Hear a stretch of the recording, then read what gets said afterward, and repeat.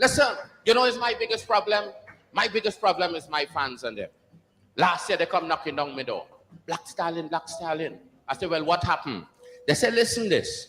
You know, all them other singers just sit down and write a little smut now and then. You mean you can't write one for me? I said, all right. I'm going to write this smut for them. I sit down, I take up my pen, and I take up my paper. I start to write my smut. Play the thing, play.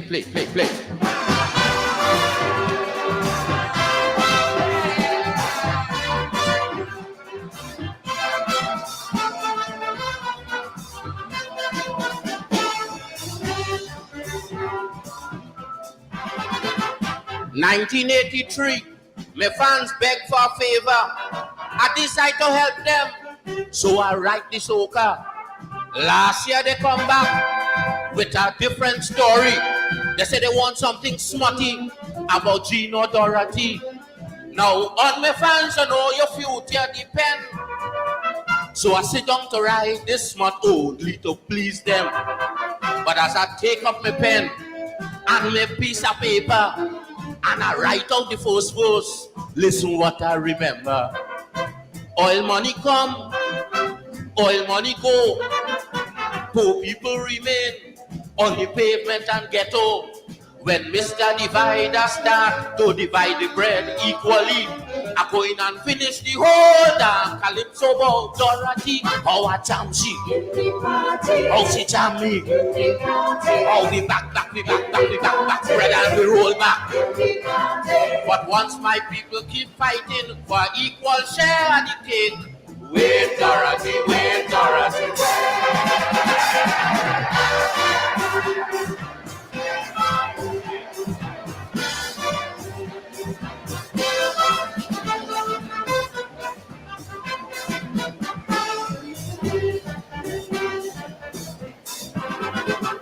I take up the challenge just to prove to the lot.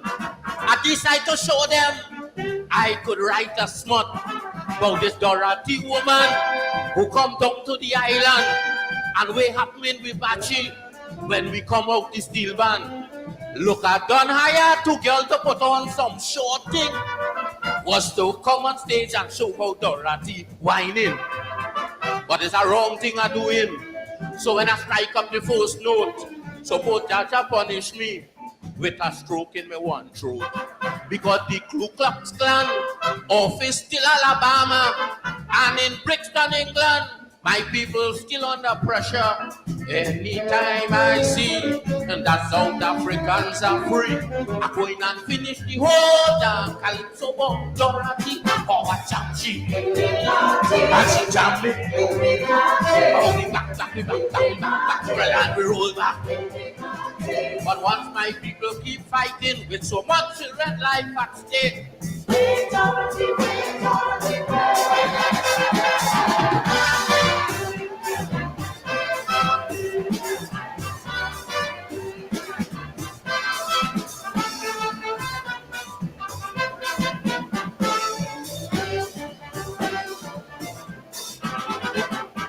Passing to London, and you're sure to hear it. They just call calypso music, rum music. They say all entertainer today using the culture to help the people plan a better future. In this world today of nuclear and revolution, the calypso man still singing about rum and woman. But I'm just making sure that when they run in the big mouth, it's the Black Stallion music that they talking about. Because them politicians still can't form a federation. So much meat in the hole in Caribbean people still suffering. Anytime I see a true West Indian unity, yes, I go in and finish the whole damn calypso about Dorothy. Oh, she jam me, and I jam she. Oh, we back, and we roll back. But once my people suffering with so much children life at stake, wait, Dorothy, wait, Dorothy.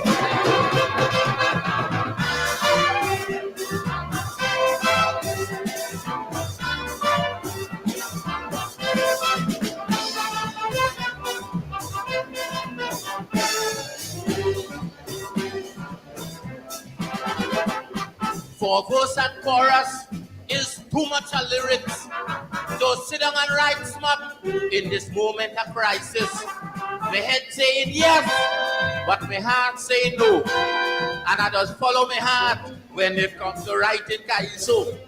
Now to all my fans who want smart, I'm very sorry. But my pleasure does always come second to my duty. And my duty is to make sure that my people life happy. And anytime that thing happens, we go jam down Dorothy. Because so much of famine in Ethiopia, assassination, I say going on in India. Anytime I don't have to live with them frightful things around me, yes, I go in and finish the whole damn Calypso ball, Dorothy.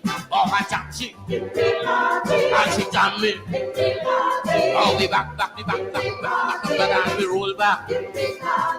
But once my people suffering for an equal share of the cake. Wait, Dorothy, wait, Dorothy, wait.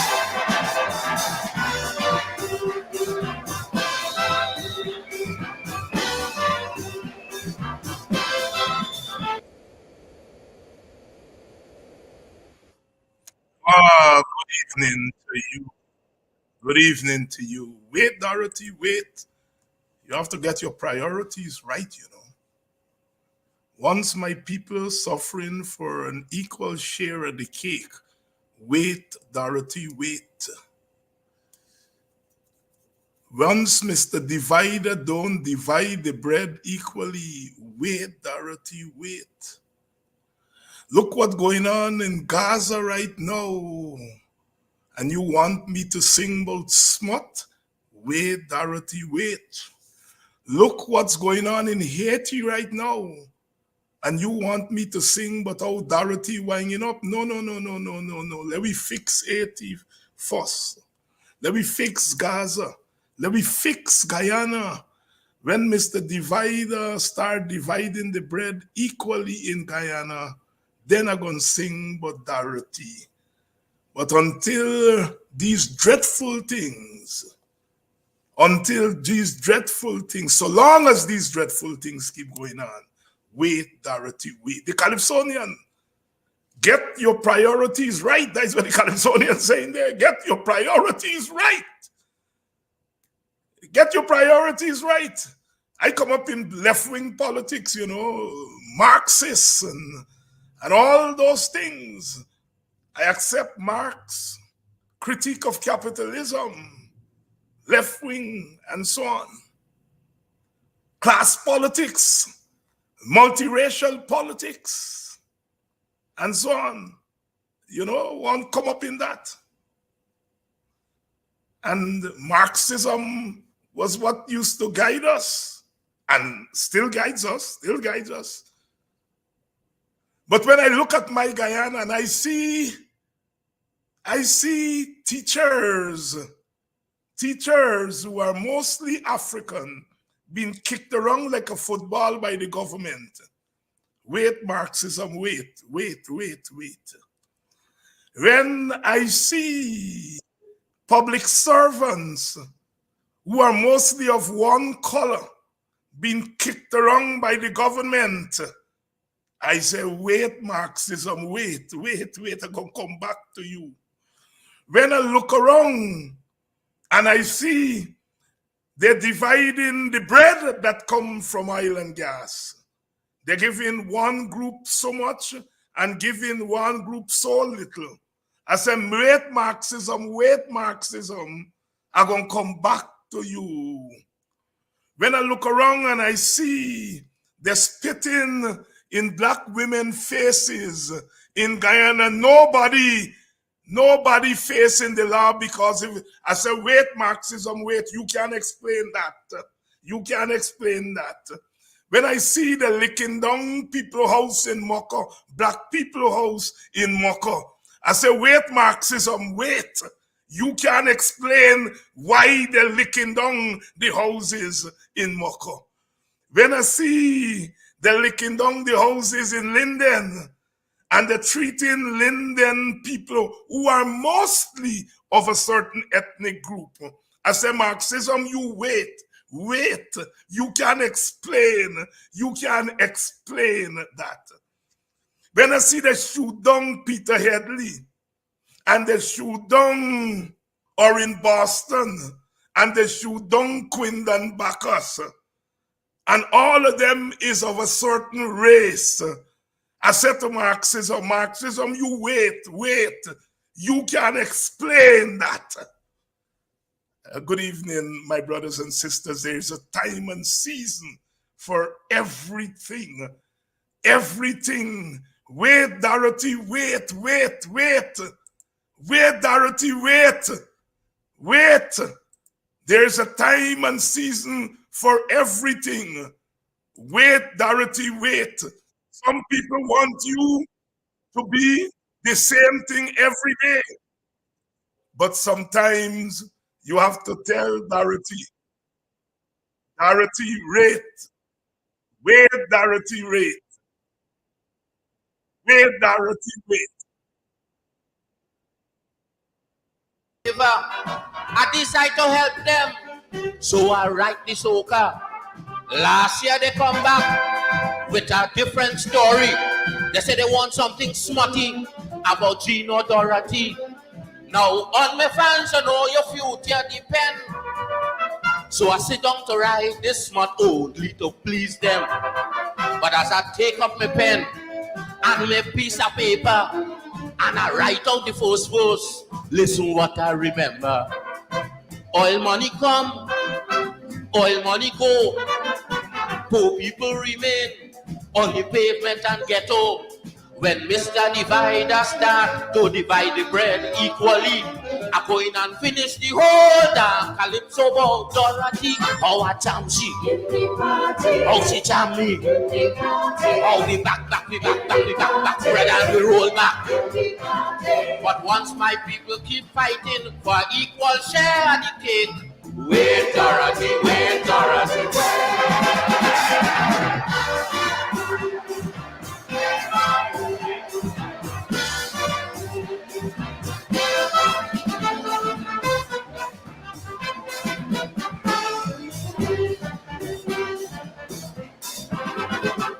I take up the challenge just to prove to the lot. I decide to show them I could write a smut about this Dorothy woman who come down to the island and we happening with Bachi when we come out the steel band. Look, I done hire two girls to put on some short thing. Was to come on stage and show how Dorothy whining. But it's a wrong thing I'm doing. So when I strike up the first note, suppose Jaja punish me with a stroke in my one throat. Because the Ku Klux Klan office still Alabama and in Brixton, England, my people still under pressure. Anytime I see that South Africans are free, I go in and finish the whole damn calypso about Dorothy. Oh, I jam she, and she jam me. Oh, we back, and we roll back. But once my people keep fighting with so much children life at stake, wait, Dorothy, wait.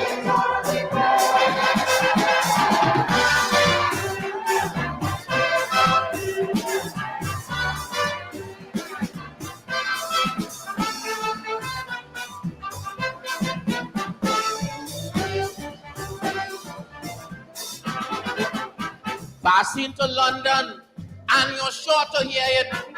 They just call calypso music, rum music. They say all entertainer today using the culture to help the people plan a better future. In this world today of nuclear and revolution, the calypso man still singing about rum and woman. But I'm just making sure that when they run in the big mouth, it's the black stallion music that they talking about. Because them politicians still can't form a federation. So much meat in the hole in Caribbean people still suffering. Anytime I see a true West Indian unity, yes, I go in and finish the whole damn calypso about Dorothy. Oh, she jam me, and I jam she. Oh, we back, We roll back. But once my people suffering with so much children life at stake,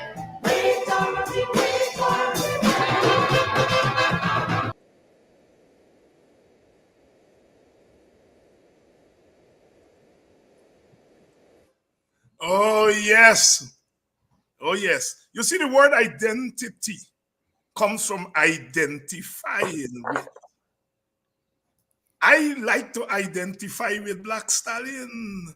There's a time and season for everything. There's a time for jam back on Dorothy and wind up on Dorothy. And there's a time to make sure the bread divided equally. Good evening and Good Fridays today. We don't say Happy Good Friday, but we recognize Good Friday. You know, I'm an Anglican. We may not know, we cannot tell what pains he had to bear, but we do know he died for us. He hung and suffered there. You all see, I still remember my Anglican verses.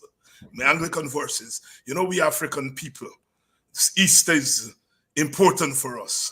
Christ died on the cross, the crucifixion, the suffering. And then on the third day he rose. Oh, just as we were on that slave plantation. We were crucified. But on the third day, on that emancipation day, we rose like Christ. Like Christ. That is why Easter, don't matter what we do, I think they still do it.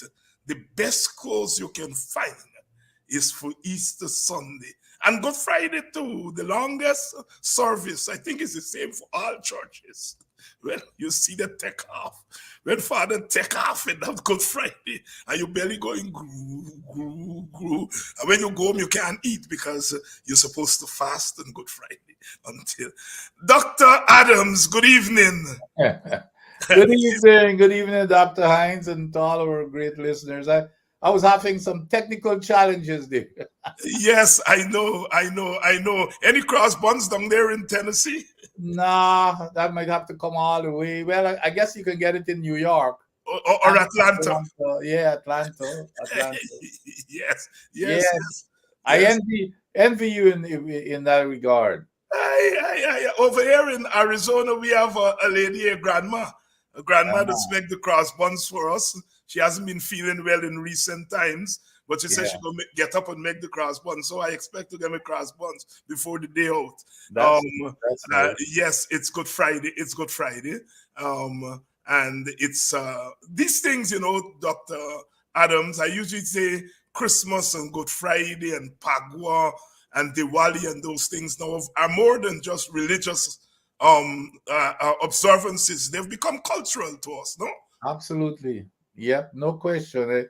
You were absolutely, as a matter of fact, I have and we still observe, my son's and his family is over for the weekend, so we still observe it as a special time, and we respect it. So this weekend is a special weekend for us. Yes, and of course the symbolism of the crucifixion and the rising from the ashes. You know, the betrayal of Christ. That story, the Easter story, is so pregnant with symbolism for our lives today, yesterday, and for the future. Yes, forever. Dr. Adams, welcome to all of you. I know it's Good Friday night, and people do observe it. Good Friday is a quiet day, but we take the chance knowing that it's after 6. And these days, after 6 is good time to come out and break the Good Friday thing, because it's only going to last because tomorrow is Holy Saturday, and Sunday is Easter Sunday, and then we just add on the extra day to it, Easter Monday. Hey. Only the other day was Ash Wednesday. To me, this year is gallop. I mean, only yesterday was Ash Wednesday. And from Ash Wednesday to Good Friday is 40 days. Yeah, 40 days and 40 40 nights. nights. That's He right. was fasting in the wild. You know, it's 40 days and 40 nights already, Dr. Yeah, Adams. yeah, I know. No, you're not kidding. So I think it was only yesterday I was telling my wife I cannot believe that we are in April. And Yes, 3 months have already just disappeared. We are already in April. This year is really moving. it's really moving. And they explained to me, they said this is leap year. So everything changed up. Yeah, If you notice, Pagwa come before Easter this year. yeah, yeah. That's right. That's Yeah, right. Pagwa Yeah. usually come after Easter. Also, Yes, but the moon and the leap year and all of those things, it's here. But it's moving because we had about 3 years when things seem to be a standstill because of the yes. pandemic. So COVID. Yes, it's good yes. to see time galloping. Normal. Yes, yes, yes, yes. Yeah. Dr. Adams, we continue to live in serious times as Yeah. far as our Caribbean is concerned, as far as our Guyana is It's concerned. concerned. Um, Yes. let's talk. We over the past couple of days, we have had the spy chief from the United States dropping into Guyana. We have had former President Bill Clinton dropping into Guyana. I was telling the audience last night that I was listening to the commentary on Clinton, Obama, and Biden in New York. And they were saying, President Clinton looks fit. He just came back from an overseas trip to Guyana. And here he is on another event. And I said, Guyana? Guyana? Yeah. Guyana? My Guyana in the big league? And Yes. then, of course, the French foreign minister came. And Yes. he didn't just come, he said, we are opening an embassy here. Yes. And we have been trying to figure out for our audience why all of a sudden we have all these big time people, as we would call them, international people, who start people coming to our little country. Dr. Adams, can you put your wisdom to work and explain for us what is happening? I wish all of my exams throughout my career, my academic career, was as easy as this question. I- it's it's one word, Dr. Hines. OIL. Yeah. OIL. And especially at this time, with the the war that is going on in Ukraine. Remember, Biden, Mr. Biden, or President Biden, who leads the Western world, if you will, or the free world, if you will. Remember when this war broke, there was a pending crisis, if it had already started, in terms of energy supply for Europe. And you remember Mr. Biden had to take it on as the leader of the Western world to go look to see where they can find oil. You remember even Venezuela gotta bring them back into the fold so that they can start producing to supply that oil. Guyana became a big player also.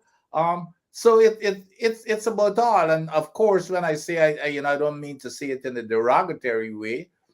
Again, it's about the United States and other countries looking after their interests, regardless of how compromising it may be and tolerating of certain countries. I mean, that's the reason why we've got such relationships that we've got to tolerate, even with the Middle East, Saudi Arabia, regardless of of their their misgivings and everything else. We've got to keep that relationship, because energy is a major part of even the United States. We've got to develop one. We got to depend upon them. So to answer your question, it's all about oil and oil security, to make that oil. We've got stability in the country. However, these guys are also there, such as the CIA. It was the CIA, or it was the CIA, CIA. CIA. Yeah, but those guys are also there. Remember now, the other thing that happens all the time, when you have companies such as Exxon and the big American companies, when when they've got these major investments in these countries, they're also there to make sure that their interests are being protected. And that's the reason why I said from day one, I had no fear. Venezuela was not going to be that crazy to even attack the Guyana. It was, they were posturing really to get as much as they can, even setting up this Essequibo as this new state. It's a gain in terms of posturing, and they recognize that we probably have weak leadership, but they cannot do anything that is substantial. But when they do these type of things, what they do, they drive fear into investors coming into Ghana. But I have no fear that they're ever going to invade. They're not going to be that stupid. But when they do these type of things, it's about the investors, and that was why we had the Argyle conference. By the way, and I've said this on your show before. I guarantee you that the United States was behind that, because you remember what Maduro was threatening was that he's going to chase out all the investors and all. So they had to have that meeting. If you notice, he hadn't even mentioned such a thing anymore about in terms of interfering with investors. And so this here is to establish their foothold because of this oil, and they've got to protect that supply. Because remember, there are other players here, so they're in competition. You've got China and even Russia, especially with Venezuela right next to our border, because of course, Venezuela is aligned to Russia. So there's a lot of geopolitics that are playing out. And you know what drives geopolitics? A lot of it has to do with oil. So that's what, Ghana has become a player here because we've been producing oil. And so you're getting back to answer your question with one word, Dr. Hines, it is oil. Oil. It's oil. The Sankey we grew up on, a little more oil in my lamp. To keep it burning. A little bit more oil in my lamp, I pray. A little bit more oil in my lamp. No, we ain't talking about a little bit more oil. We get plenty oil. But here's the other thing, and that is why, and I've said it on this program and other programs, we cannot be lackadaisical and not just because they're coming here. And I'm going to say this for the umpteenth times in these programs. Our biggest fear should be who gets into office in the United States of America as the next president. Because let's say it's a Donald Trump. There is no bigger transactionalist than this guy. And he's already showed an inclination to align himself with Russia, which is, which is a real sad state of affairs. And this guy, we always have to remember that Venezuela, it's all about oil. Venezuela recoverably reserves, Dr. Hines, is 303 billion barrels of oil. Ours is what? Right now it's 11. Even if it gets up to 20, Venezuela is 303. Where do you think a Donald Trump, if he has to pick a side, where do you think a Donald Trump will go? And especially since Russia is, of course, Venezuela is a satellite, basically, of Russia. So that's what we've got to fear more than anything else. I'm not afraid of Venezuela invading, even though we still got to be in our P's and Q's. What Guyanese have to fear more than anything else is who gets into office. And if it's a Donald Trump, that could be very serious for Guyana. That could be very serious for Guyana.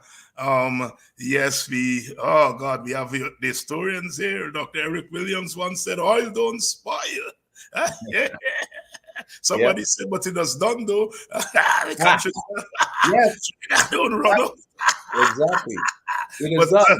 That's exactly.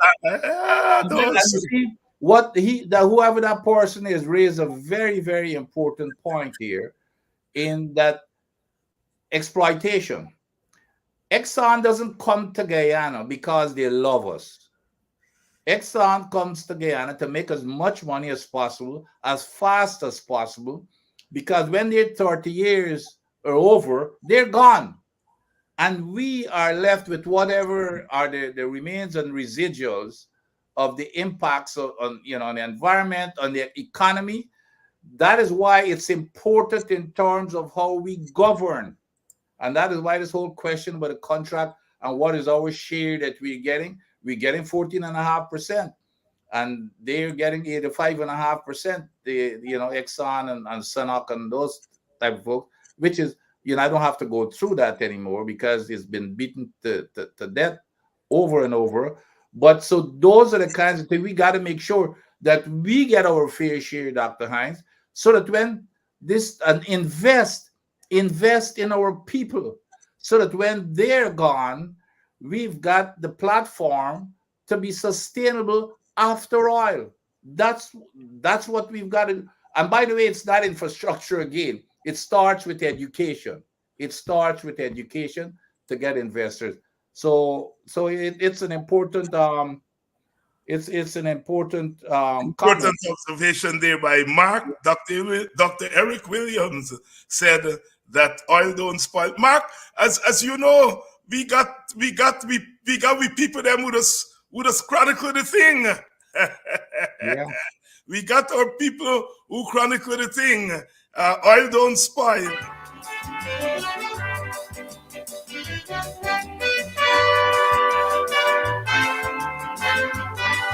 Jumba.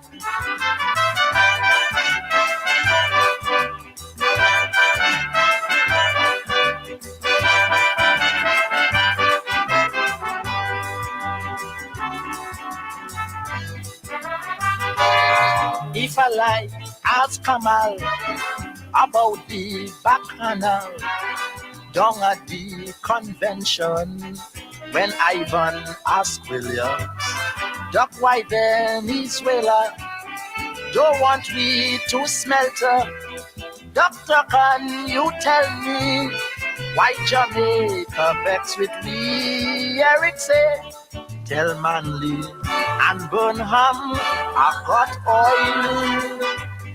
Let Barrow kiss me tail, oil don't spoil. Three of them come like three blind men. Don't you know, Manley, Burnham, Barrow? They're running about only setting strife, cutting their tails with Venezuela's knife. Did you ever see such jackasses in your life as them three blind men?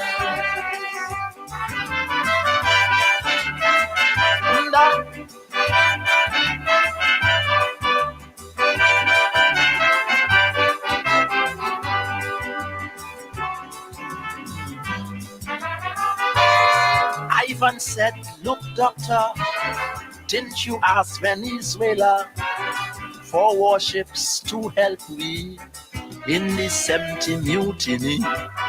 From Barrow we get rum, from Manly aluminum. Burnham feeding we with rice, yet you calling him a blind mice. Eric said, let Burnham keep he rice. I've got oil, they will have to pay my price. Oil don't spoil. Three of them come like three blind mice. Don't you know? Don't harm a road. I treat them like if they were my wife.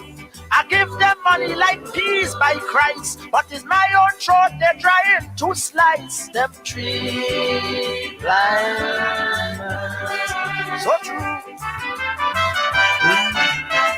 Goodbye.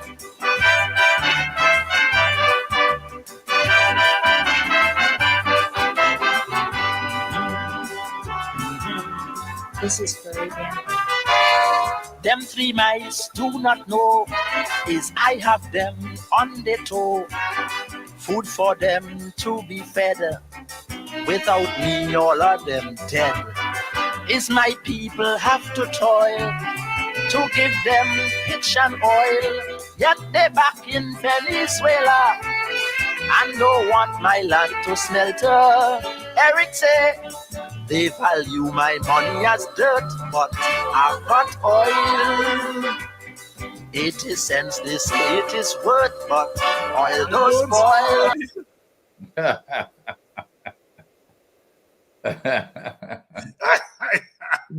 How did you just pull that up? I mean, you've got a repository there just waiting. Yes, the wonderful thing if you're a student of Calypso, as I am, I teach courses on it. So, I usually tell my students, I go into class, I said, call any topic under the sun, and I will pull a Calypso on it. Wow. And any topic they call, from abortion to what, because they're Americans, so they come in American topic. I pull out a Calypso. It is the greatest music in the world. It's interesting how history comes back. Yep. I agree. Because Eric was talking about our bauxite from Jamaica and Guyana, with the oil from Trinidad to set up a smelter plant and so on. Right. I remember that. And Venezuela was doing the same thing as Venezuela is doing today. Venezuela trying to pick off Guyana and Jamaica and so on. And chopped us, put it in song. The interest. Thank you very much, Mark, for reminding us that Eric said oil don't spoil. Dr. Adams, 500 nurses, and we suspect there are many more to come. 500 nurses are being recruited from Bangladesh. The government has given the go-ahead. As with everything with this government, there is a text and there is a subtext. Talk to us. What's the text? What's the subtext? Well, there are several things here. First of all, I guess we can all figure out why Bangladesh. So I don't think it takes a whole lot of imagination. Secondly, here you are. We have our nurses, and my understanding is, and I could be, I stand corrected if what I'm saying is not right. My understanding is that these nurses will be paid much more than Guyana's nurses. On top of that, they will have living quarters for free. The only thing that they're going to have to buy is essentially food, which is grossly unfair. Or you can figure out the motives behind it. But here we are, instead of trying to retain our nurses, we shut down. For example, here we are short of nurses in Guyana. And when this administration came into office, what was one of the first things that they did? They shut down the nursing school in Region 10, which was at Linden. And forever, since I was a little kid, that nursing school used to produce all kinds of nurses. And I remember for their final year or something, they used to come to Georgetown for their final year. But that nursing school was there going way back, like I said, since I was a little kid. Or even probably before I was even born, I wouldn't know. But as soon as they got into, they shut down that nursing school, Dr. Hines, in Linden. And now we have a shortage of nurses. They're building 12 hospitals. And to get the nurses, they're going abroad. But here, it shows the incompetence of this government. One of the most important things in management that you learn very early is staff retention. It is staff retention. It costs you a lot of money to when your staff, especially your good staff, when they leave, because these folks are coming in. Their language is going to be different to ours, even though they might be speaking English. It's going to be different. Their culture is going to be different. All of us might be speaking English, or we might be speaking broken English, if you will, and the communication, with your patients and the nurses and the doctors and everything, it's going to be totally different. They're coming in with a totally different culture. But retention is the key. I remember, Dr. Hines, when I worked for the U.S. government, even at, like I said, at the highest level, in my performance plan, we had 5 core values there that we had to meet, and one of those, in one of the most important one of those pillars, was how do you treat your staff, retention, how do you manage your staff, in terms of retaining and developing your staff. So when I write my performance, my accomplishment, I had to emphasize what I did for my staff in terms of development. Even if they got promoted and went to another department, that was a plus for me because they were staff development. But if staff leaves, that's a big negative.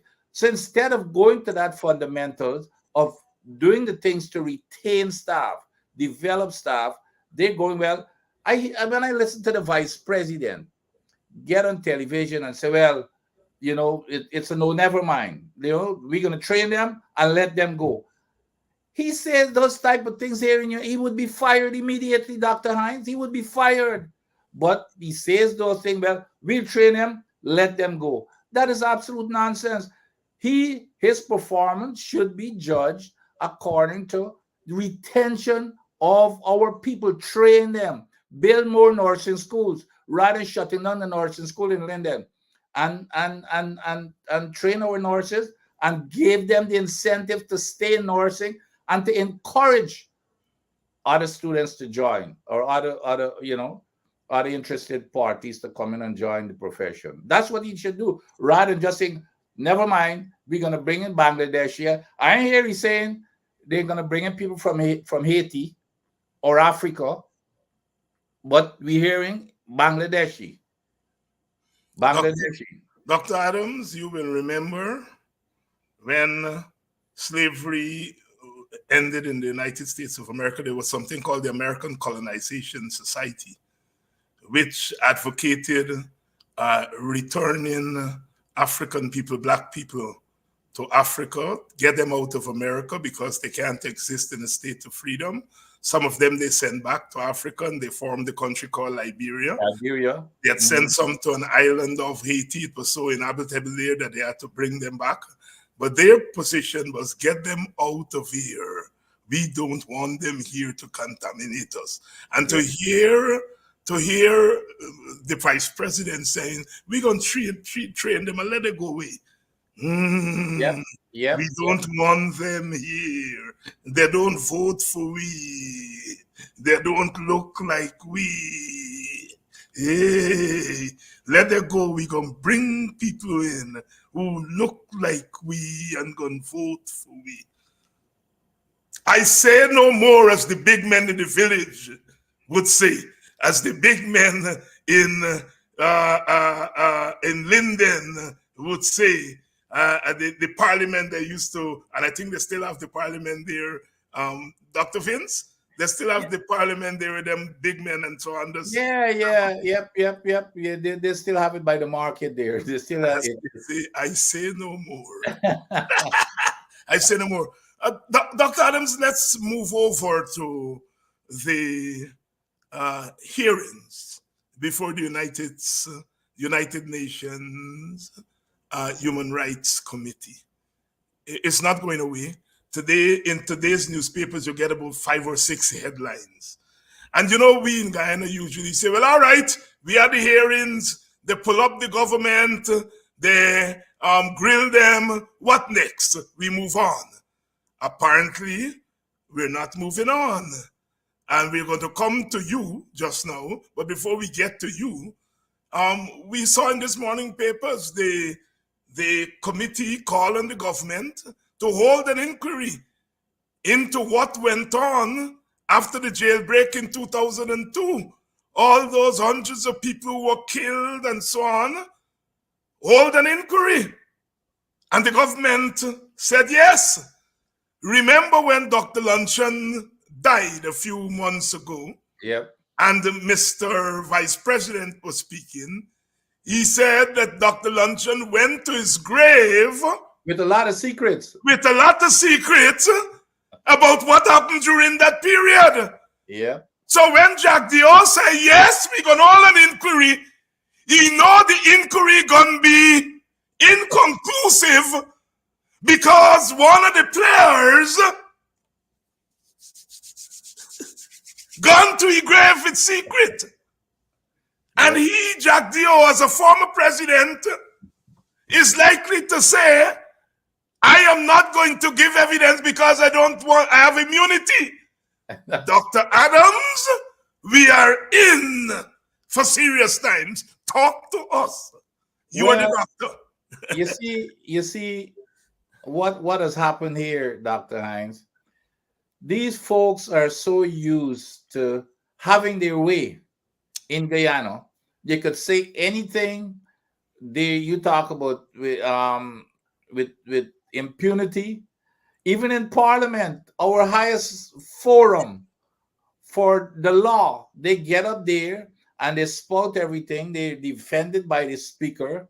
They muzzle the opposition. They can't say anything. You cannot even get a motion. The opposition tried several motions. They can't even get it. It's stopped in its tracks. So they're used to saying anything, getting away with anything, and they're not being held accountable. I mean, the vice president does it every week.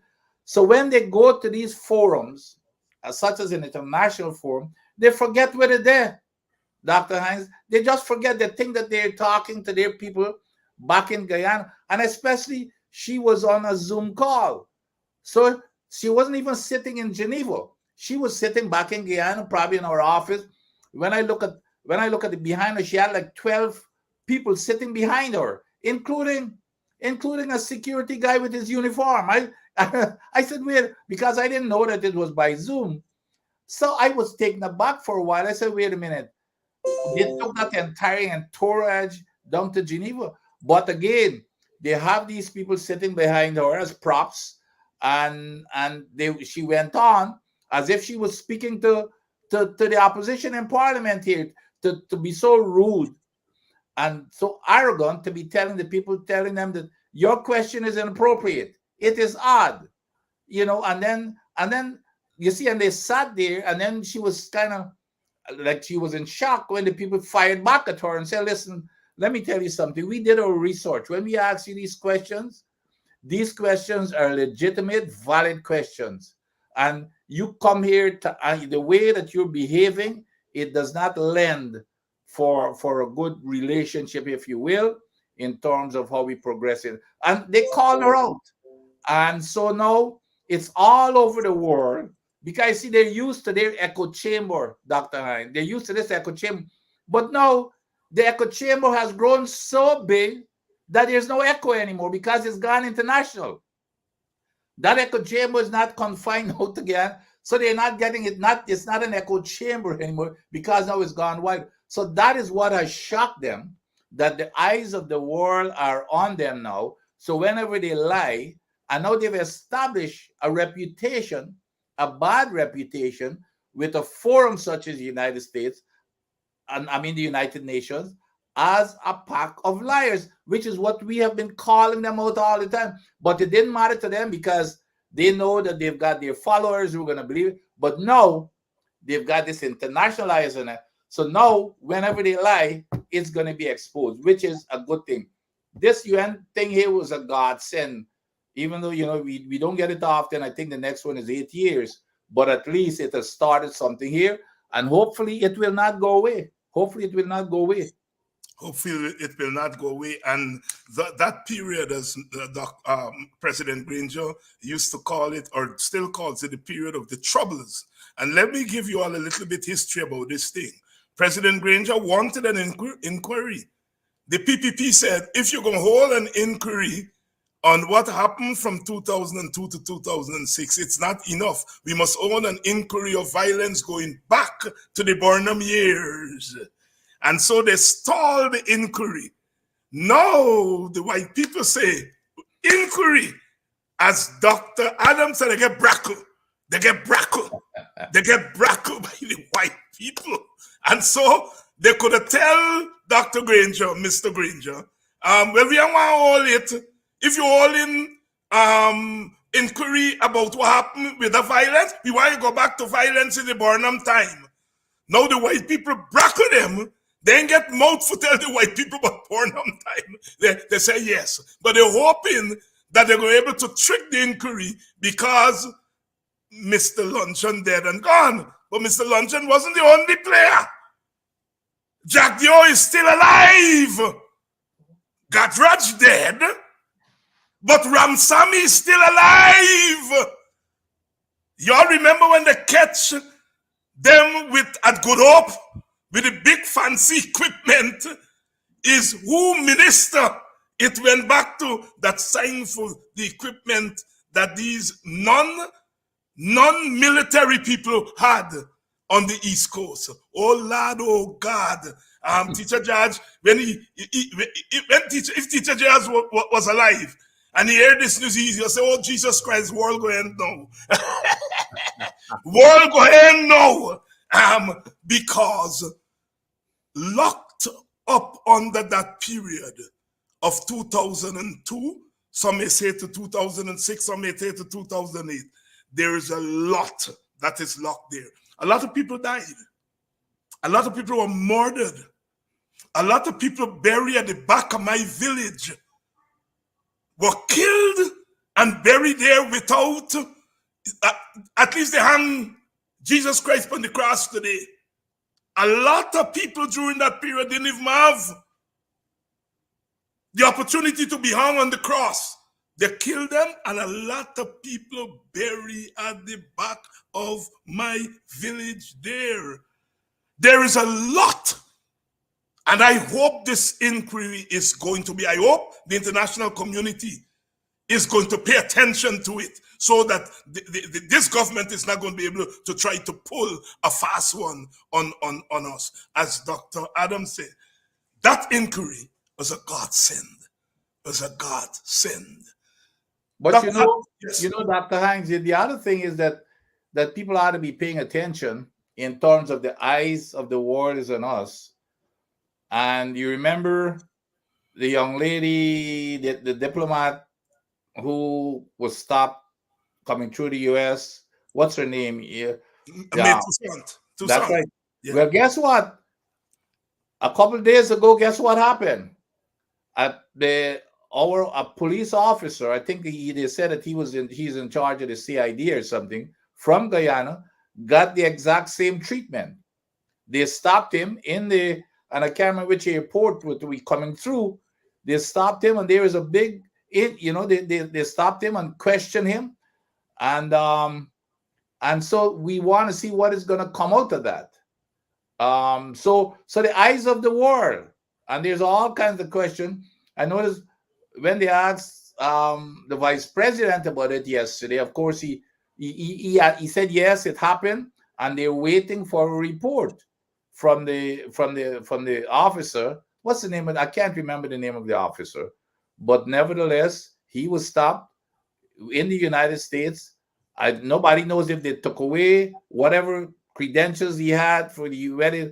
He had a U.S. passport or what. But anyway, that was an investigation, and that should not also go on the back pages of the newspaper. That should stay right up front. It's all in this whole, this whole thing that we're seeing, this whole culture of this current PPP in terms of what they're involved in and those type of things. The world is watching now. The world is watching now. So they're losing control, Dr. Hines. They're used to controlling everything in Guyana and basically controlling everybody, because as soon as you say anything and you get out of that control, you're punished. You retaliated against. So now, hopefully, countries such as the United States and organizations such as the UN, international organizations such as the UN, will hold them accountable. Hold them accountable. Seafarer's Pride is saying Jack Dio is the leader. Is he does lead the party? So not name them and blame the dead man. They're going to try to throw everything for luncheon because they know he's dead and gone. But we should not allow that to happen. Jack Dio is alive. All the other ministers are alive. They were all there. Many of them maybe were not part of the engine room, but we know that some of them were part of the engine room, and they will have to talk. We hope they don't commit suicide before the before. But you know, Dr. Hines, the other thing that really stunned me is, why would this man, the vice president of this country, go mention something like that at a funeral? Is this just dumb, or is it just arrogance, or what is it? I mean, why would he go and say something like that? I mean, I would have kept my mouth shut. But so now he is raised he's opened up the whole can of worms for himself, and I hope that it just does this also. I hope it just doesn't go away. I hope it doesn't go away either. I opened the papers during the week, and I noticed that you send a liar's letter, as we say. And I grew up in the village where they say, "We will send a liar letter upon you to you." We will send a liar letter when hey, you, Dr. Adams said, remember, big news in Africa, blah, blah, blah, blah, blah, blah, blah. And since one party said, we will send a liar letter, and we go walk up the long step, cause it out done. The Frank liar letter bad. But so it's a liar letter you sent to Teixeira? Yes. Yes, doctor. Yes, doctor. And again, we've got to hold these people accountable. That woman went up to the United Nations, and in here, giving her well, she didn't went up. She was in the forum, and that woman, again, for no reason, and that's what they do all the time when they can't answer questions. They pull stuff out of the air. Stuff doesn't just come into their head, or they're just getting insane. They're just losing it. But this woman got there. And this woman placed me in Guyana in 2016 when the contract was signed, and said I was in charge of that contract. I oversaw that contract, and I was part of hiding this signing bonus, which the numbers out there all the time, $18 million that the government got from Exxon. I was in charge of all of this stuff. When at the same time, Dr. Hines, I was doing my job with the United States government, working at the highest level of the government, with the highest national security clearance within the Department of Energy, working on some, in charge of some highly classified stuff. So here it is that she is placing me in Guyana in 2016, and I did not arrive in Guyana until October 1st of 2018. 2 years, 3 months, she's placing me in Guyana and telling me that I'm doing all of these stuff. I've signed this bad contract, and I was part of hiding this $18 million. So I was not gonna just sit back and let it now. How do I look in the eyes of my colleagues in the United States government when she's giving them the impression, Dr. Hines, that somehow, I'm betraying it? That's traitorous for me to be working for the U.S. government at that level with that security, and at the same time serving the government of Guyana. But it got even worse.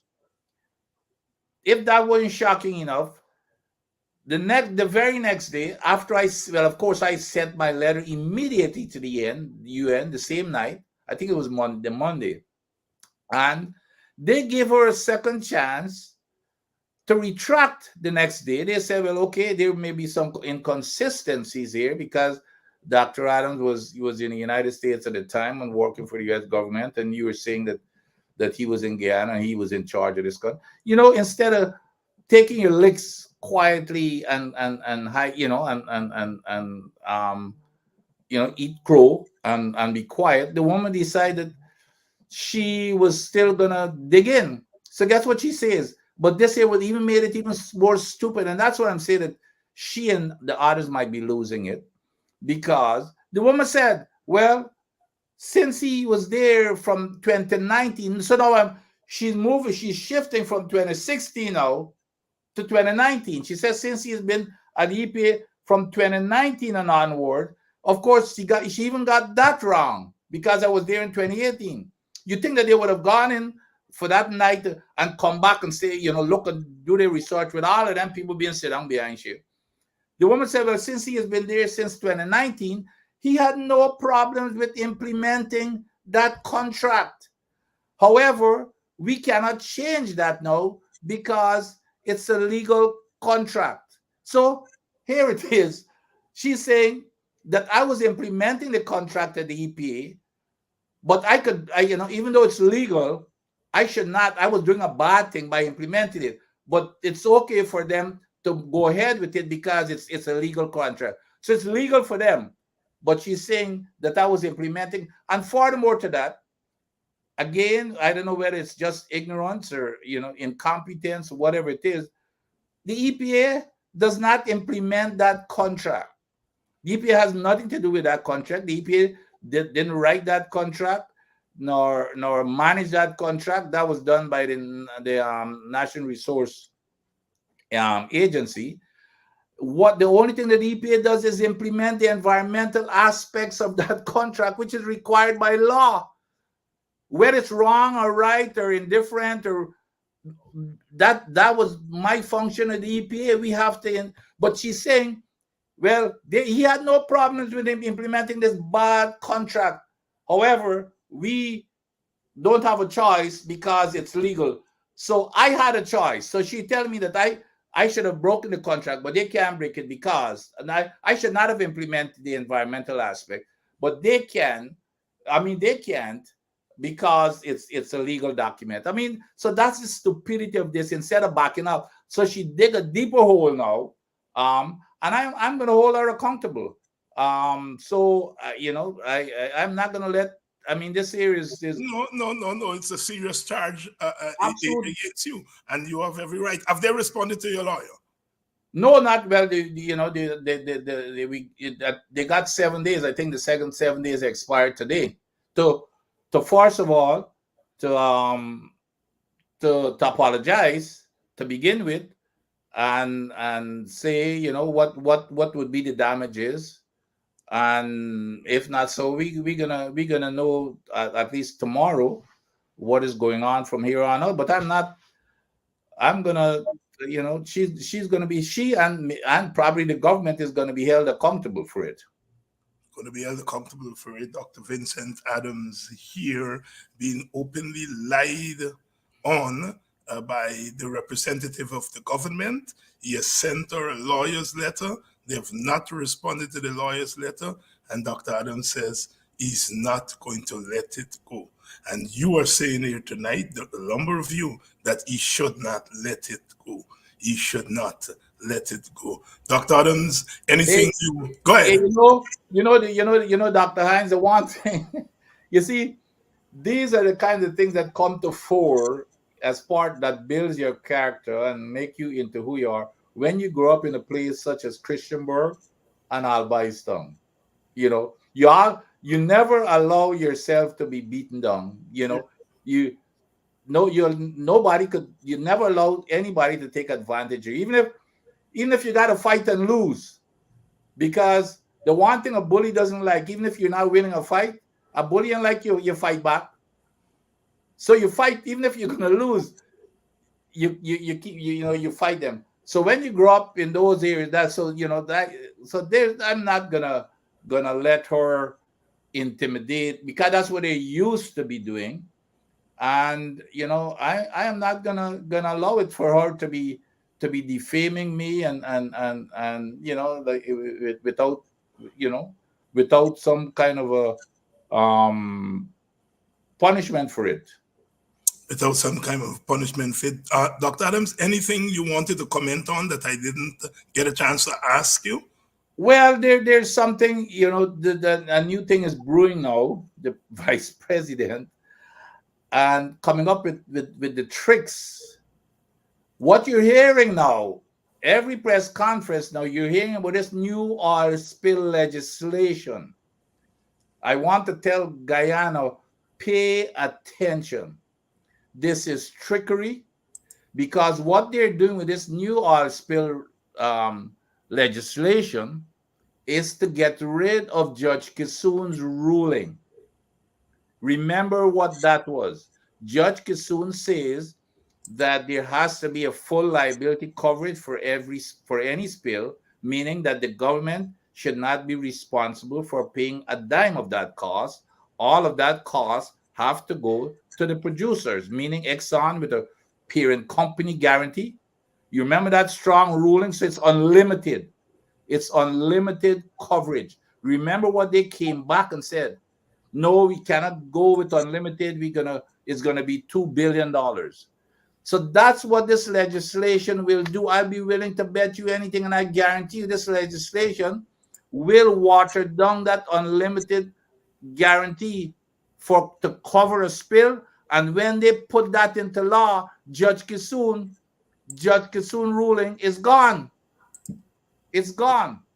It doesn't, because the parliament legislature overrides any judge's decision. So that's what we're dealing with. So this here is another trickery to get rid of that ruling by Judge Kissoon.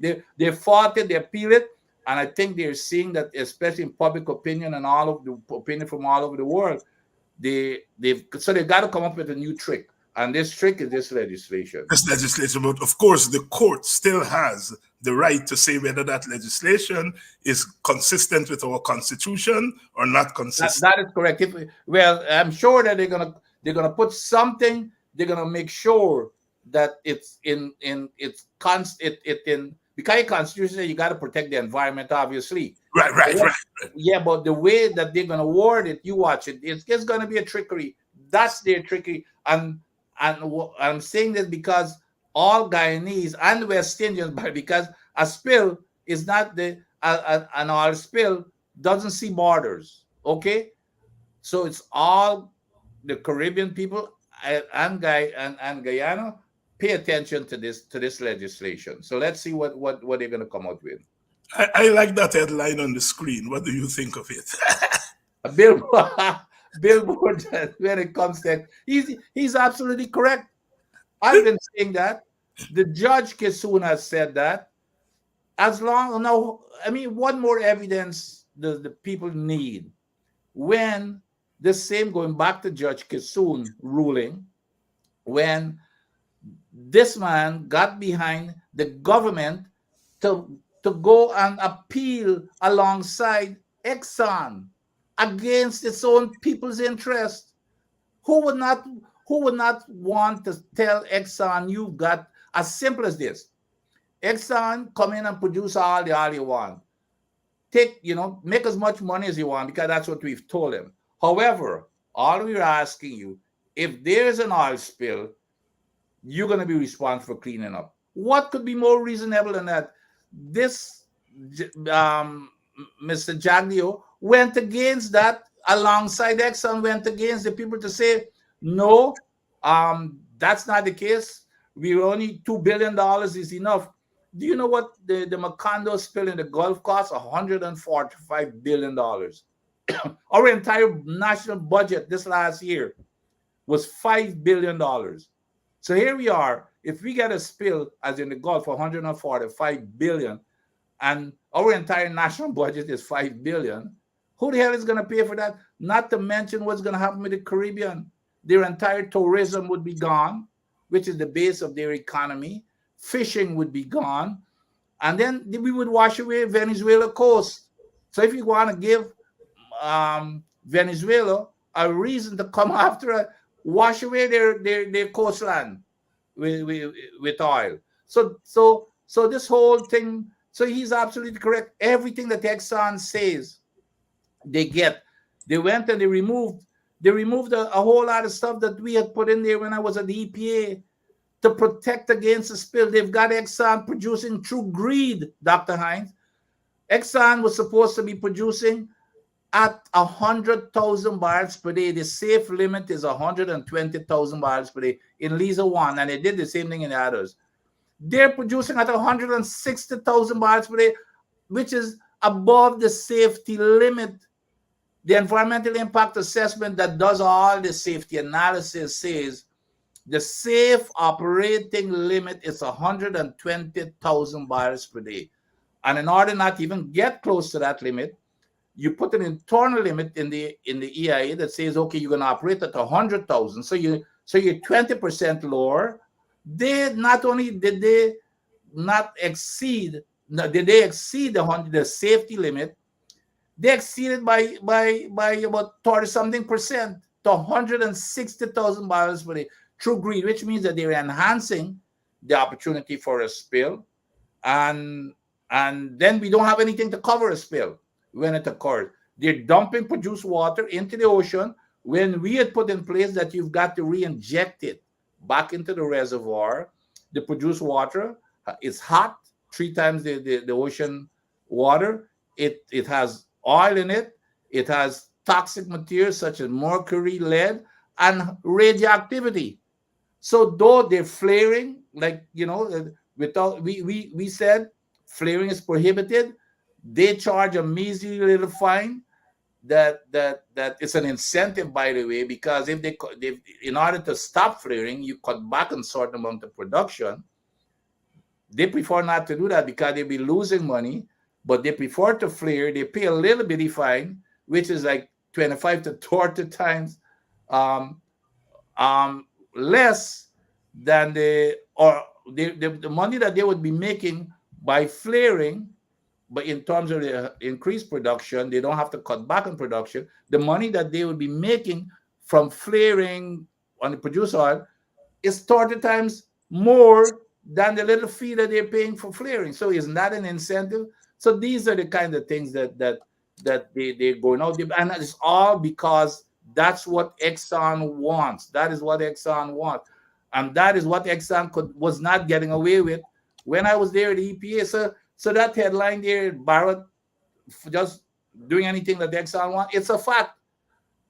The information is there. The evidence is there, clear as crystal. Dr. Vincent Adams, my brother, as usual, it's always a pleasure to have you on a Friday night. You send us into the weekend with our spirits lifted. And of course, this is the Easter weekend, the weekend in which we celebrate or we observe the crucifixion of the Christ child and his rise from the ashes, from the dead. Yep. On the third morn, he rose again. Today is Good Friday, the day when he was betrayed and crucified. We